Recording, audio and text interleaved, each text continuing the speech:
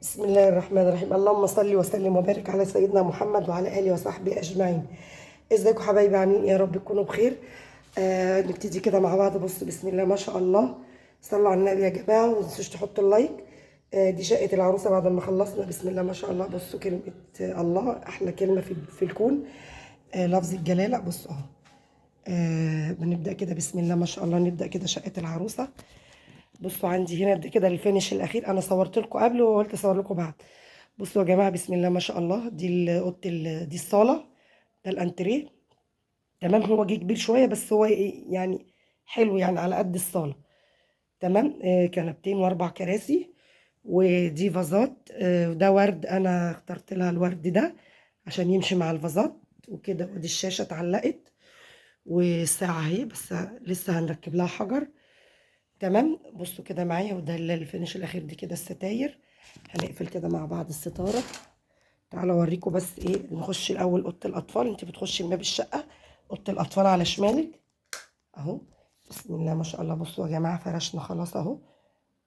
تمام. هي طبعا انا زي ما قلت لكم في الفيديو اللي فات ان اوضه الاطفال سريرين. السرير 120 بس.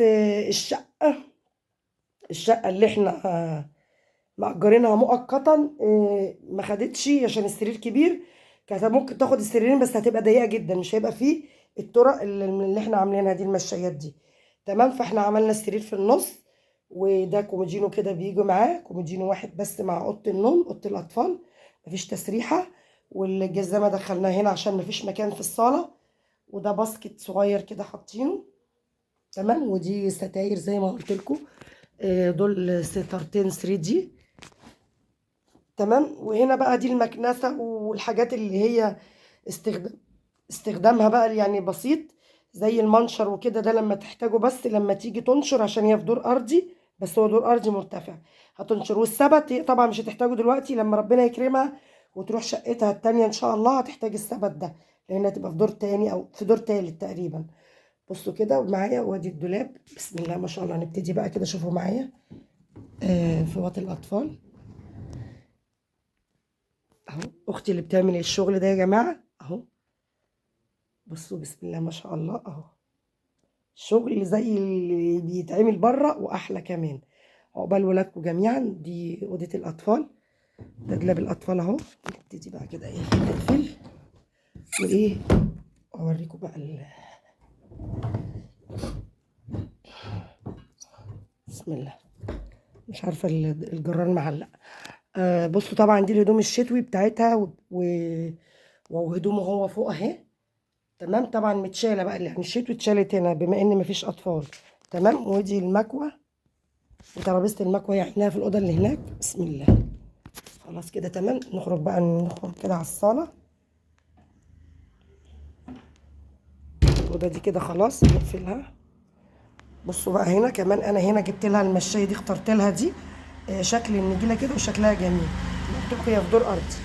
بصوا كده قولوا لي بقى ايه رايكم بقى. احنا ده ذوقنا. السجاد احنا يعني انا وبنتي اخترناه يمشي مع ايه. مع الانتريه. الانتريه رصاصي في بيج. فاخترناه يمشي معاه. مع الستاير ده ايه. دي الموضه الكلاسيك. الالوان دي الكلاسيك. الوان هاديه. انا بحب الالوان الهاديه دي قوي، ما بحبش. والساده ما بحبش الحاجات المنقوشه والحاجات المبهرجه. بصوا كده معايا كمان. بصوا النيش هنا. بسم الله ما شاء الله. بصوا. بصوا دي رصه النيش اهي. تمام. حاطين بقى فيه الكاسات وكاسات صغيرة. وطقم بورسلين. ده بورسلين. وعندي هنا ده طقم فناجين يعني فناجين القهوة هتلاقيها بسم الله ما شاء الله. وطقم تاني فناجين قهوة. وده اكو بايركس. وده طقم اكو بايركس عسلي. والكاسات اهو. بسم الله ما شاء الله. اللهم بارك. قولوا لي ايه رأيكم يا جماعة في قولوا له ايه. اكتبوا لي في الكومنتات وقولوا لي ايه رأيكم في رصة النيش. عندنا هنا يعني ولاد اخواتي وولاد اخواتي محترفين في الحاجات دي. وانا برضو، بس بصراحة انا برضو بحب الحاجات دي وبحب افنن فيها. بس انا ما كنتش فاضية عشان اعمل النيش، فكنت بعمل حاجات تانية. تمام. وده ورد انا كنت شارياه برضو. حسيت ان هو ايه الفازات طويلة هيليق فيها معاها الورد ده. تمام. وهنا طبعا كده ده قفلنا الستارة. دي كده ستارة عازلة. ما بين الصاله. اوريكم كده. بصوا يا جماعه، انت تخش من باب الشقه، اوضه الاطفال على شمالك، الانتريه اهو في النص. دي ستاره بقى قافله عشان لما تبقى يعني العروسه بنت يعني، مثلا في ضيوف جالها، قرايب جوزها، حد جه وهي في المطبخ او في الاوضه او كده، يبقى دي ما تجرحهاش. الستاره دي تبقى ايه، عازله بين الحمام، ده الحمام اهو هوريه لكم دلوقتي، وبين عندي هنا المطبخ. تمام. واوضه النوم وغرفه النوم في الوش. تعالوا كده اوريكم الحمام. بصوا كده. بصوا بقى بعد ما خلصنا بقى، بصوا الفينش الاخير انا وريت لكم طبعا. ده نظام بانيو ارضي، بانيو ادم. هم عاملينه بس ايه، عاملين حواليه سيراميك وكده. تمام. عشان ايه، البانيو التاني مثلا ما يسربش، ما ياخدش مكان كده يعني. ما اعرفش بقى يعني، هم الناس اللي كانوا ايه اصحابها يعني. وادي قاعد اهو. بصوا خلصنا كده الفينش الاخير. تمام. ودي ده دي اسمها ركنة، دي ركنة حمام طبعا، اتحطت اهي. ده الشامبو والشاور والحاجات بتاعت العروسة والبلسم والمساحيق والحاجات دي اهو، الكلور والادوات التنظيف كلها. تمام. بصوا كده معايا. هنا كمان اهو. بصوا دي الغسالة. قولوا لي في الكومنتات. انا كان رأيي ان هي لما جم يركبوها بتوع الصيانة انا ما كنتش موجودة، فعملوها كده. انا كان رايي ان هم يلفوها تبقى كده، يعني ايه، يبقى ظهرها ده كده للحيطه ووشها كده عشان ما تبقاش واخده مكان، بس مش مشكله، هي جت برضو كده في المكان ده. تعالوا نبص المطبخ. بسم الله. بصوا كده معايا اهو. دي مطبقيه، دي كوبايات على القد المطبقيه. ده كولمان عشان هي ما جابتش ديسبنسر. ده التربو، لسه هنحط لها بقى فيه ان شاء الله البصل والثوم والحاجات اللي بتاعتها الخزين. طبعا الحاجات دي بنجيبها في الصباحيه، او في السبوع. لو ما في السبوع بنجيبها في الصباحيه اهو. ده صابون عاملينه صابون العروسه. ده سلك حوالي كيلو سلك بنجيبه ونقطعه برده للعروسه. بوتاجاز اهو زي ما انتم شايفين، ده الفينش الاخير اهو. اهو قولوا لي ايه رايكم. دي بتاعت البسكوت والبيتي فور والحاجات دي، بما ان الحاجات دي احنا جبناها بس لسه ما حطيناهاش فايه، فانا سايبينها في المطبخ. ده طقم فناجيل اهو، قهوه برضو. ده عندي طقم يعني سكر وشاي وحاجات وبن وكده. تمام. بصوا هنا بقى كده كمان، ده طقم التوابل اهو. بصوا بيلف اهو دوار، الفلفل، الكمون، اللومي، الحاجات دي كلها، والبابريكا. لسه بقى انا نسيت الشطه، هجيب لها شطه. ودي ولاعه بتاعت البوتاجاز، ده اشعال بتطلع ايه زي الشظي كده. تمام. يتولع بيها، تحط الفيشه وتشغل اهو. بصوا كده قولوا لي ايه رايكم. تعالوا بقى نبص كمان، نفتح لسه المطبخ. بسم الله ما شاء الله. قولوا لي بقى ايه رايكم في الكومنتات، وقولوا لي ايه رايكم في الرصه دي. دي العلب والحاجات البلاستيكات اهي. تمام. هوريكم كده هنا كمان. بسم الله. بصوا دي كوبايات وحاجات زياده شلناها هنا، غير في حاجات كرتونه اتشالت تحت السرير اهو. ليه بقى دايما الازاز يبقى كتير؟ لان دايما العروسه يعني لو حاجه اتكسرت ولا حاجه يبقى في بدلها، فهو بيبقى اكتر حاجه الازاز.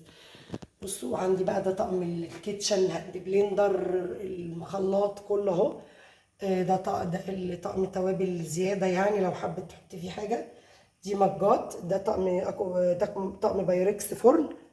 تمام اهو. آه، دي بيتحط فيها حلويات او مكسرات، بس احنا ما حطيناهاش في النيش، حطيناها هنا. وده التوستر، وده الكاتل بتاعنا. تمام. وده باسكت الزباله. تمام. هو المفروض مكانه مش هنا. انا هخليه لها هنا بس ممكن يضايقها، هنقله لها يعني. بصوا كده، انا في الحاجات دي بحب انظم قوي. هو مكانه كده كويس، هيبقى هنا مكانه. تمام. ممكن احط لها ده في كيس. عندنا بقى دي التلاجة اهي زي ما وريتها لكم قبل كده. طبعا بسم الله ما شاء الله اللهم بارك. احنا جبنا حاجات، الزبده بنقطعها لها كده، وجبنا شويه جبن وحاجات، شويه طلبات كده في التلاجة بسيطه، ومليت لها ميه اهي في التلاجة.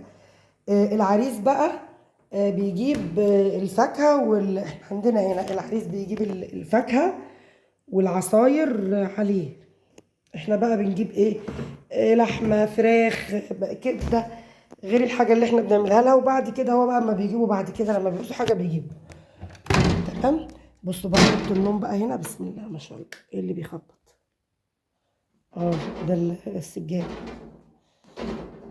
تمام. بصوا كده معايا اهو، بسم الله ما شاء الله. بصوا كده اللهم بارك. بصوا الستاره اهي.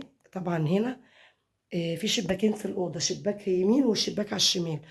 فهنا عندي هنا الشباك اتقفل عشان التسريحه، يعني نظام الاوضه جه كده. تمام. عشان خاطر آه، الاوضه تبقى يعني الاوضه دي اوضتين مفتوحين على بعض زي ما قلت لكم في الفيديو اللي فات.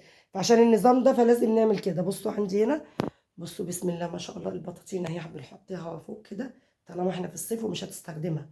ولما بتستخدم بتنزل على قدها، والباقي ايه برضو بتشيله بيبقى فوق. دول السماعات بتاعت العروسه.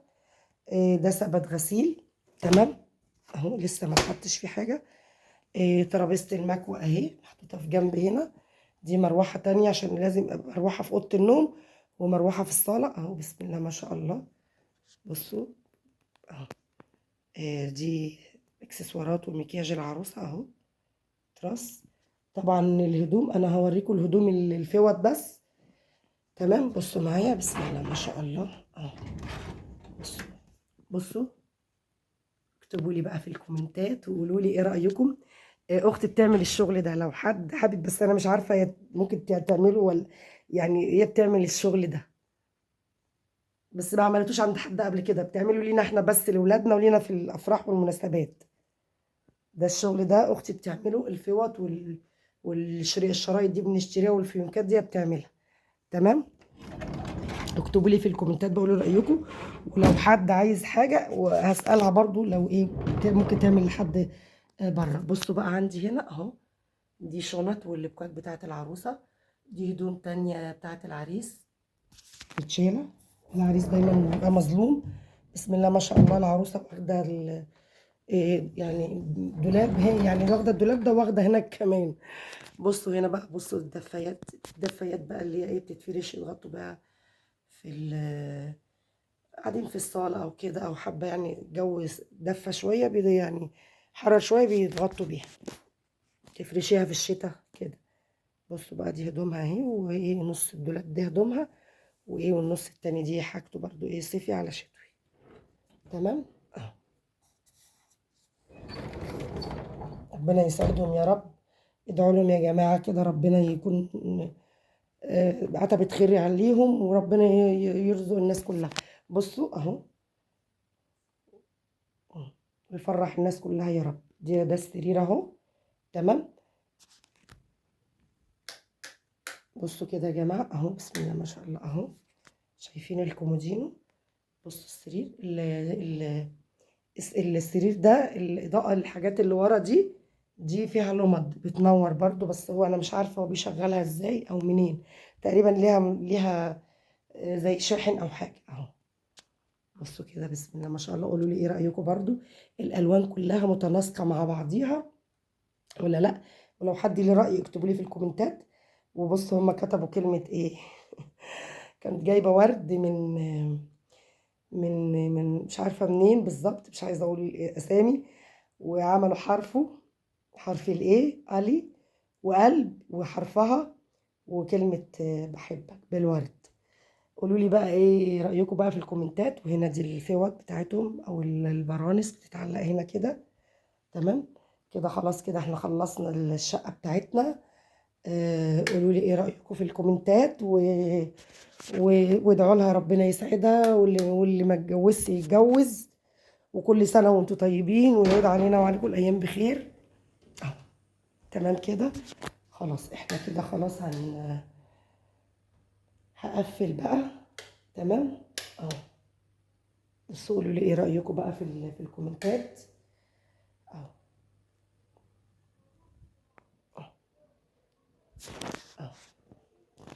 خلاص كده. خلاص. ده كده مدخل البيت انا مسحته، مفيش حاجة تاني. اكتبوا لي بقى في الكومنتات وقولوا لي ايه رايكم، وقولوا لي ايه رايكم في ذوقنا، في ذوق العروسه. وده ذوقنا كلنا بصراحه، يعني ذوقي انا وهي واختها. كان هو بيجيب العفش، احنا ما رحناش معاه، بس كان بيصور ويبعت لنا. قولوا لي ايه رايكم في الكومنتات، وقولوا لي ايه رايكم في الفرش وفي النظام والنظافه. اهم حاجه التنظيم والنظافه. وده كان الفيديو بتاعي، يا رب يعجبكم. ما تنسوش تحطوا اللايك وتفعلوا الجرس عشان يوصلكم كل جديد. والسلام عليكم ورحمه الله وبركاته.